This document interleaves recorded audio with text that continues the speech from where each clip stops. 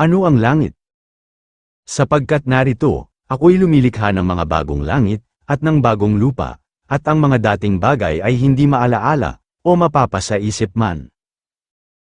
Na siyang magbabago ng katawan ng ating pagkamababa, upang maging katulad ng katawan ng kanyang kaluwalhatian, ayon sa paggawa na maipagpapasuko niya sa lahat ng mga bagay sa kanya. Ang bawat mabuting kaloob at ang bawat sakdal na kaloob ay pawang buhat sa itaas, na bumababa mula sa Ama ng mga ilaw, na walang pagbabago, ni kahit anino man ng pag-iiba. At narinig ko ang isang malakas na tinig na mula sa luklukan, na nagsasabi, narito, ang tabernakulo ng Diyos ay nasa mga tao, at siya'y mananahan sa kanila, at sila'y magiging mga bayan niya, at ang Diyos din ay sa kanila, at magiging Diyos nila.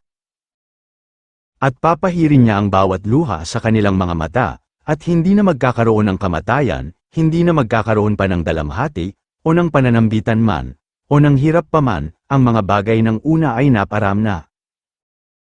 At hindi na magkakaroon pa ng gabi, at sila'y hindi nangangailangan ng liwanag ng ilawan, ni ng liwanag man ng araw, sapagkat liliwanagan sila ng Panginoong Diyos, at sila'y maghahari magpakailan kailanman.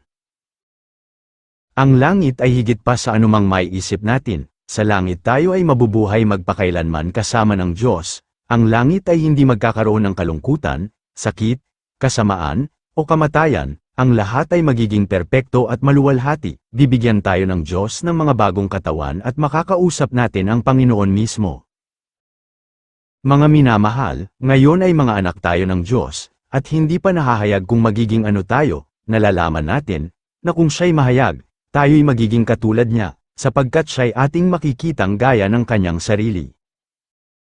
Sinakmal niya ang kamatayan magpakailanman, at papahirin ng Panginoong Diyos ang mga luha sa lahat ng mga mukha, at ang kakutsaan ng kanyang bayan ay maaalis sa buong lupa, sapagkat sinalita ng Panginoon. Magiging katulad tayo ni Kristo balang araw, hindi tayo magiging kapantay niya sa kapangyarihan at awtoridad, ngunit tayo ay magiging katulad niya sa pagkatao at pagiging perpekto dahil ang mga tinatanggap sa langit ay walang kasalanan, sa langit hindi tayo iiyak, mahihirapan, o makararanas ng kalungkutan, ang kasamaan at pagkasira ay mawawala magpakailanman. At ang mga tinubos ng Panginoon ay magsisibalik, at magsisiparong may awitan sa Sayon, at walang hanggang kagalakan ay sa kanilang mga ulo, sila'y magtatamo ng kasayahan at kagalakan, at ang kapanglawan at pagbubungtong hininga ay tatakas.